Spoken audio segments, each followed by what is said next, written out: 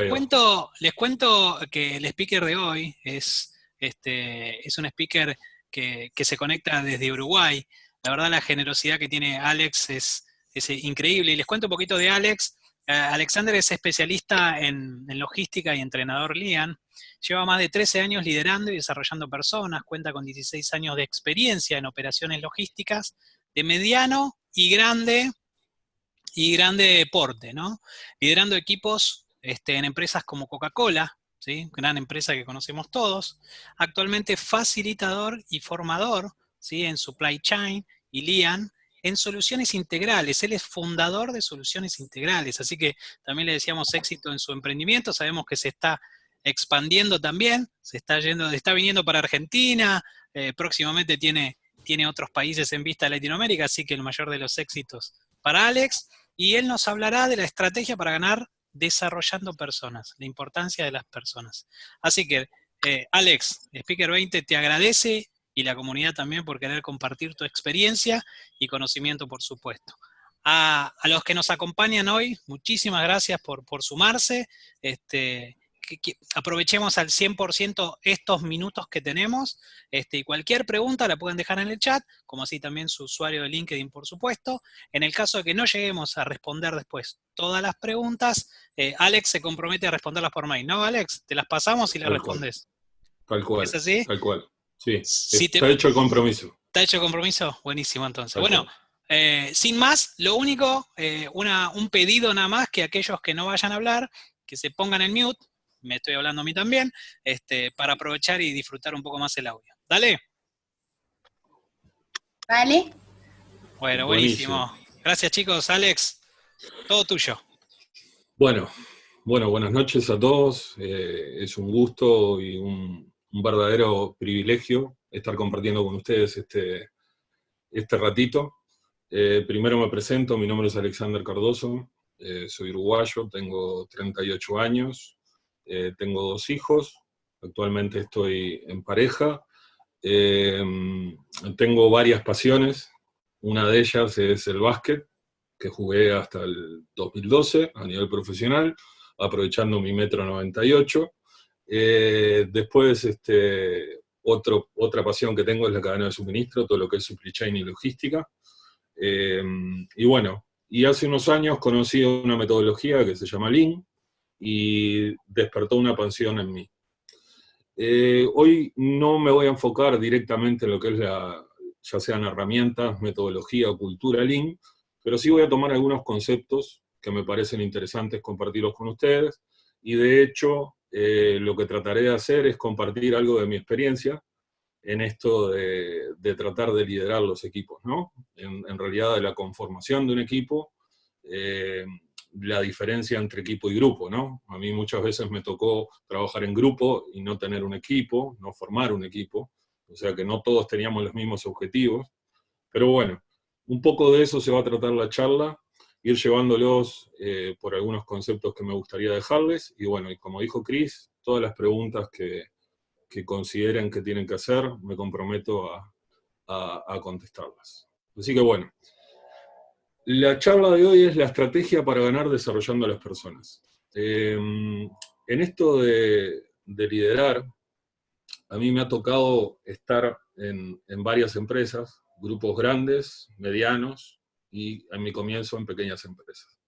Entonces lo que trataré de hacer hoy es compartir con ustedes la estrategia de cómo desarrollar a las personas y ganar, entender cómo podemos ser y estar mejor en equipo, ¿sí?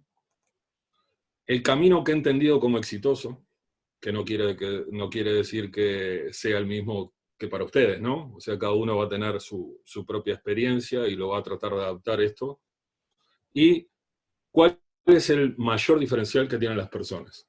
Yo he entendido, y esto lo hablaba con los chicos cuando me invitaron, es que hace algunos años a mí me decían que las personas eran el capital más importante de las empresas. Y en ese tiempo me hacía un poco de ruido, cuando recién inicié.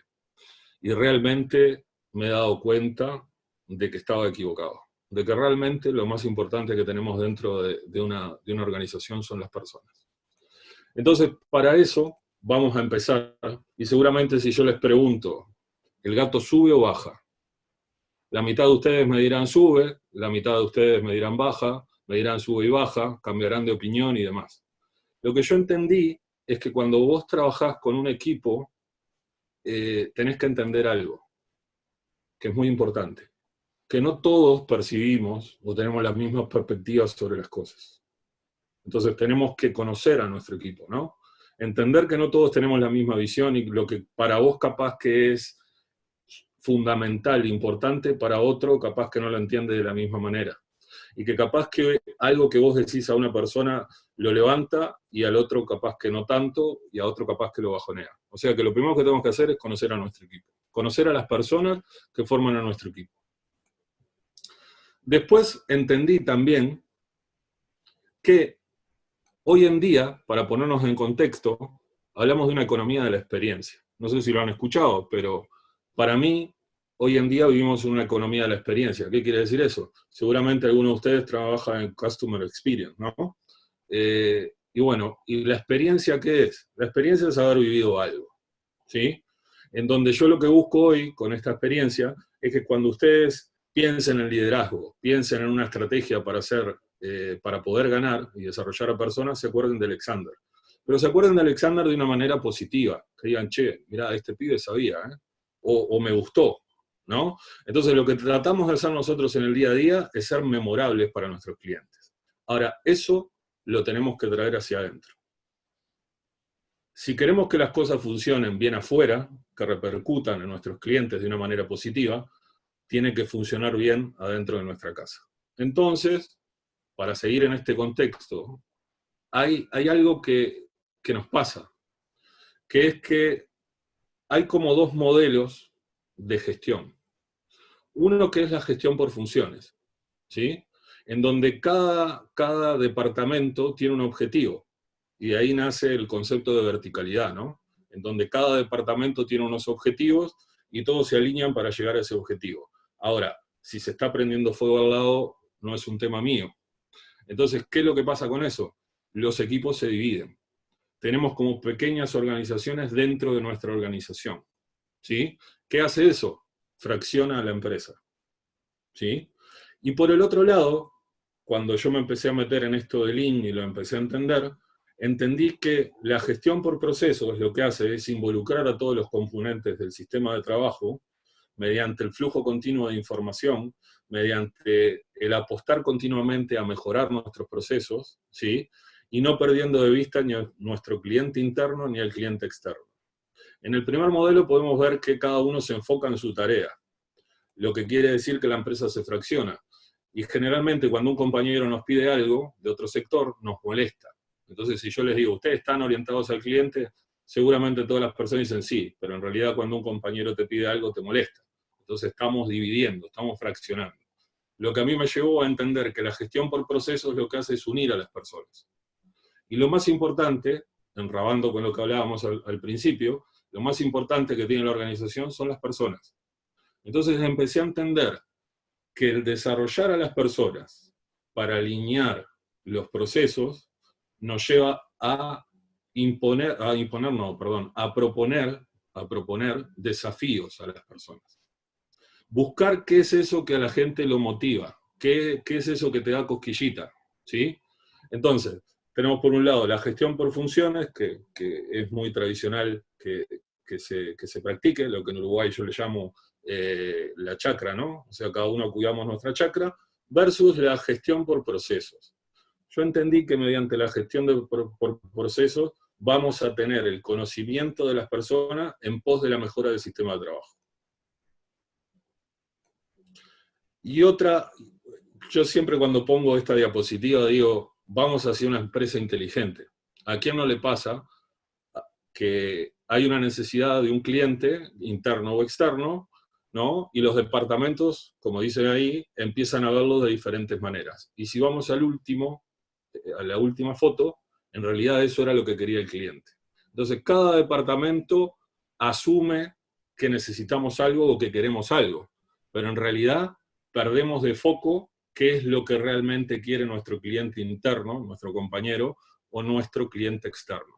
¿Sí? Es una forma cómica de decir que a veces estamos bastante fraccionados. Entonces, entrando en tema, tenemos que tener claro que hay unos requerimientos y unas expectativas. Y ahí tenemos unos procesos, ¿no? Entonces tenemos unos procesos operativos, ¿sí? Tenemos unos procesos de soporte, que son finanzas, IT, etcétera, recursos humanos, y arriba tenemos unos procesos estratégicos.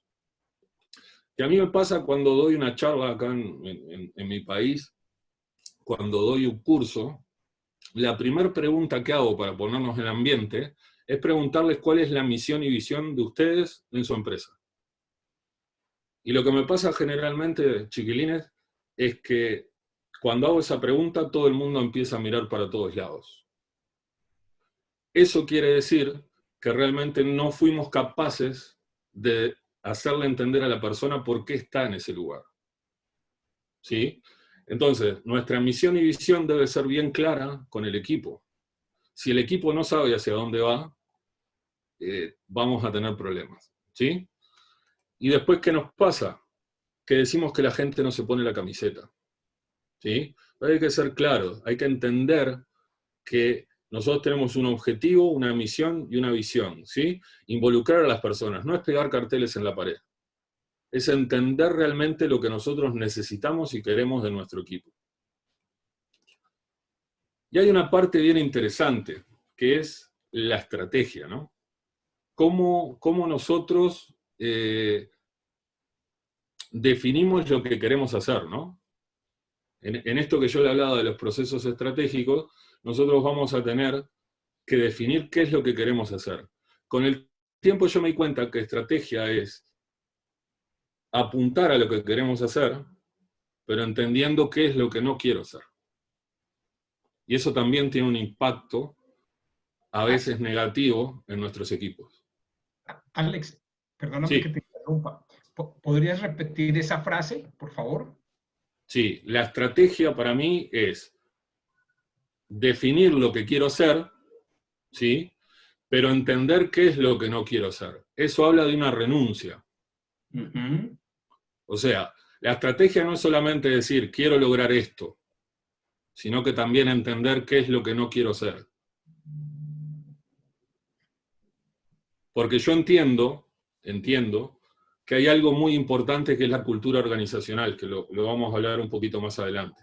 Pero me parece que muchos de los problemas que tenemos internos a veces en la organización es porque no somos claros, no hemos sido claros en que las personas entiendan qué esperamos de ellos. Y hay veces que prometemos cosas o decimos que vamos a hacer cosas y no las podemos hacer. ¿Qué quiero decir? Un ejemplo. Nuestra misión y visión es desarrollar a las personas, al capital humano, ¿no? Y resulta que, por ejemplo, no tenemos presupuesto para eso. Entonces, de repente va una persona a pedir un apoyo para hacer una capacitación y le decimos, no tenemos presupuesto. Ahora, abro paréntesis. Tendríamos que ser creativos para ver cómo solucionamos ese tema. Que no por no tener presupuesto no tengamos posibilidades de apoyar a una persona o de capacitar a nuestros equipos. Capaz que tengamos que hacer algo interno a nosotros, ver cuáles son las necesidades. ¿Sí? Cierro paréntesis. Ese impacto negativo, y a mí me ha pasado, el que te digan que uno de los pilares de la organización es desarrollar a las personas y cuando vos vas a buscar ayuda te dicen que no, eso es un impacto negativo que repercute en las personas. Eso y un montón de cosas que se van dando en el día a día. Entonces yo creo que lo primero es que tenemos que ser claros con el equipo. Entender realmente a qué tenemos que renunciar, ¿sí? Y qué es lo que queremos hacer. Déjame preguntarte, Alex, ¿cómo un líder podría o debería estar promoviendo esos principios o esos valores y esa manera de hacer que la gente realmente se ponga, como tú dices, la camiseta? Es que, a ver, yo utilicé durante un tiempo, en una empresa, teníamos problemas, por ejemplo, de errores de armado, por ejemplo. Muchos problemas de errores de armado en los pedidos que salían a la calle, y lo que se hacían son charlas, ¿sí?, de 5 minutos al inicio. En esas charlas de 5 minutos, lo que vos haces, no necesitas más de eso, ¿eh? No es una conferencia, es una charla. Es decir, chiquilines, el día de ayer no fue así. El día de hoy necesitamos hacer esto.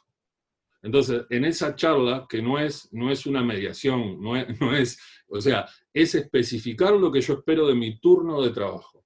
Es tomarme 5 minutos. 5 minutos y trasladar qué es lo que yo necesito para que nosotros salgamos bien parados en el turno. Y entender cómo nos fue para ver qué es lo que tenemos que mejorar. O sea, hay una cuestión también de paradigmas que hay que romper, que yo he escuchado muchas veces, gente que dice, mis equipos se autogestionan, ¿no? Entonces, eso para mí es un paradigma. La gente no se debería autogestionar, la gente debería tener una guía. Así lo pienso yo. O sea, no es dar un papel y decir, tenés que hacer esto, y yo me voy a tomar café o me voy a chatear. ¿Se entiende? O sea, tenemos que guiar a las personas. En nuestra forma de liderar, yo creo que hay dos partes. Nosotros podemos ser buenos líderes generando buenos líderes. O podemos ser líderes, más o menos, generando seguidores. ¿Cuál es la diferencia? Que el buen líder va a generar buenos líderes en el futuro y que el líder, más o menos, va a generar personas dependientes siempre de él. Esto es como una relación de padre e hijo para mí. Siempre lo tomé así. Pueden estar de acuerdo o no, pero yo siempre lo tomé así. Esa relación padre-hijo, en donde yo lo que quiero es que a mi hijo crezca y siga los pasos y siga generando, ¿no? Y que aporte valor. Entonces, hay facetas diferentes. A mí me han tocado tener dos jefes, uno se hacía el malo, el otro se hacía el bueno, ¿no? Eran como técnicas que tenían. Entonces, a mí siempre me gustó que las personas sean francas, ¿no? Que te digan las cosas como son, qué es lo que hay que corregir.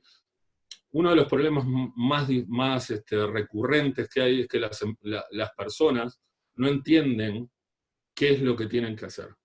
Esto me lo he dado cuenta desde hace un tiempo que vengo analizando esta situación, y cada vez que doy una charla, como les digo, cada vez que tengo interacción con personas, siempre les pregunto, ¿cuál es su misión y visión dentro de su empresa? Y muchas personas no lo saben decir. Entonces, hay que tener una comunicación, un ida y vuelta importante con las piezas de nuestro equipo. ¿Y cómo impacta ese estilo de liderazgo, de generar más líderes dentro de la organización? ¿Cómo impacta la cultura organizacional? Lo que pasa es que ahí es un tema, esto es un tema muy importante. Para mí, si bien hay un tema de estrategia, voy a pasar porque no tenemos que caer en eso que les muestro ahí. Síndrome de Procusto. ¿Qué quiere decir? Que es aquel que le corta la cabeza a los pies, aquel que sobresale. Un líder que se siente afectado por alguien que viene desde abajo y se siente agredido. Entonces tenemos que tener también esa grandeza, ¿no? Ahora, todo esto se compone, como vos me decías recién, en algo que se llama cultura organizacional. ¿Sí? La cultura es tan relevante que para mí la cultura organizacional de una empresa es la mayor herramienta competitiva que tiene. Ya lo dijo Peter Drucker, ¿no? La cultura organizacional se come la estrategia de desayuno. Y es así. Nosotros podemos tener un equipo que se base, nosotros podemos tener una muy buena estrategia, la mejor estrategia, pero si tenemos un equipo que se basa en la falta de colaboración, en la falta de comunicación, en la vieja y querida puñalada por la espalda y algún otro viricueto que anda por ahí, lo que va a pasar es que van a agarrar esa estrategia y la van a aniquilar. ¿Sí? Miren la potencia que tiene la cultura. En cambio, si yo tengo una estrategia media y tengo un equipo que se basa en la colaboración, en la buena comunicación, en la participación, en la honestidad, en unos valores que deberíamos promulgar dentro de la cultura, lo que va a pasar es que esa estrategia, que capaz que no era la mejor, ¿sí? Nuestro mismo equipo se va a encargar de potenciarla, de decirte, che, Alexander, vos sabés que esto lo podríamos hacer mejor. Entonces, ahí es donde entra todo esto de entender la importancia de una cultura, en donde nosotros deberíamos apuntar a desarrollar a las personas, a que las personas trabajen en algo que se llama ciclos de mejora. No sé si han sentido hablar del ciclo de Deming. El ciclo de Deming es un ciclo de mejora que lo que dice es PDCA, Plan, Do, Check, Act, en donde vos vas a tener un plan, lo vas a hacer, lo vas a controlar, vas a tomar datos y vas a actuar sobre esos datos, y ese ciclo virtuoso continuamente está en pos de la mejora. Ahora, a esos equipos hay que entrenarlos, hay que llevarlos a trabajar en mejora continua.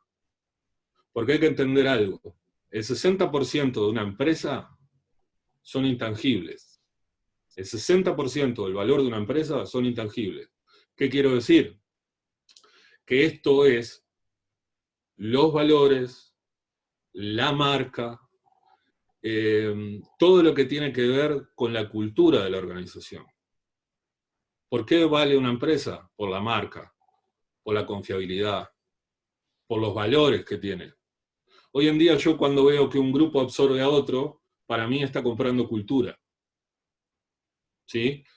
La empresa tiene máquinas, personas, infraestructura, que es necesario. Pero ¿por qué vale una empresa?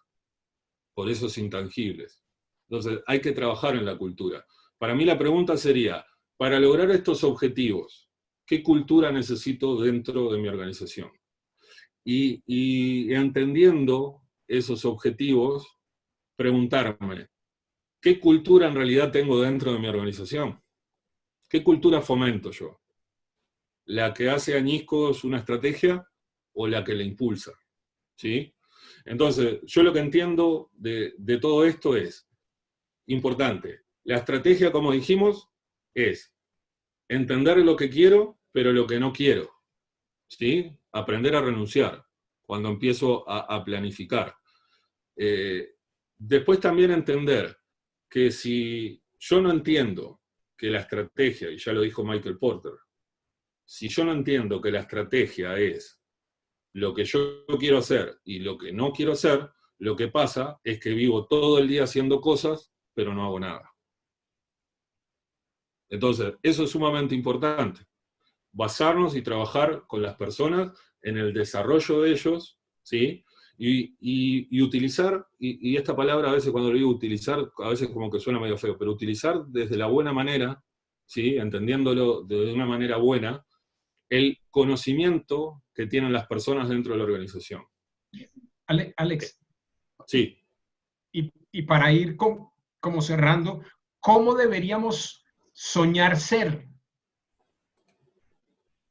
¿Cómo deberíamos soñar ser? Mira, a mí, para cerrar con lo anterior, yo entiendo la cultura como el carácter de una persona.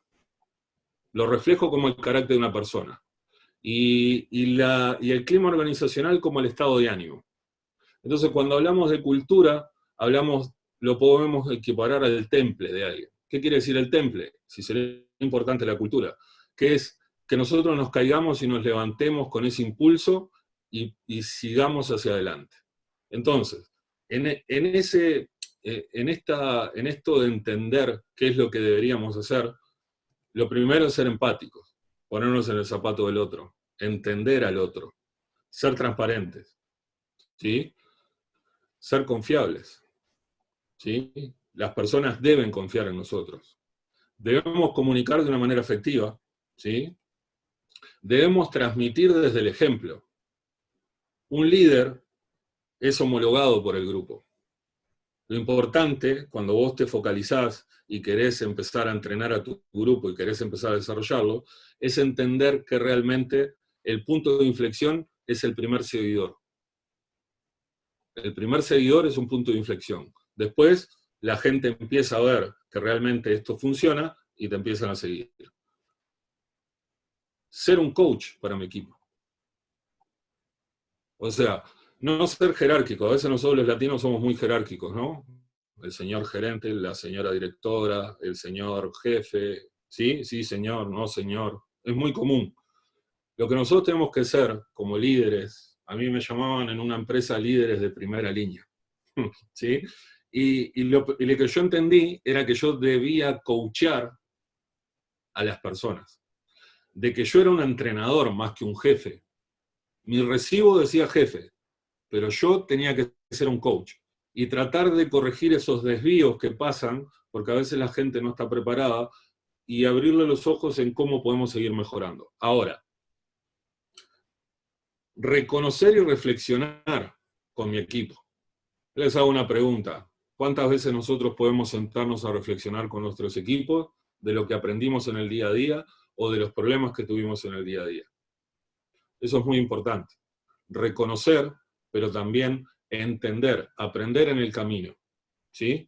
Si nosotros no aprendemos en el camino, es algo que nos está faltando, es una pata que nos falta, donde nosotros debemos ser capaces de entender a nuestro equipo, entender cuáles son sus virtudes, un FODA, cuáles son las fortalezas, oportunidades, debilidades y amenazas, y potenciar a nuestro equipo. ¿Cuántos de nosotros nos hemos hecho un FODA? ¿Cuántos de nosotros lo hemos interlazado con un Kane para entender cuáles son las oportunidades y cómo voy a atacar esas fortalezas, cómo las voy a mantener, cómo voy a aprovechar las oportunidades, las debilidades y amenazas? Son herramientas sencillas que lo que tratan de hacer es integrar esto, ¿no? Y entender que el desarrollo genuino de las personas es el diferencial. Entender a mi equipo, empoderarlo y respaldarlo. Para mí es fundamental.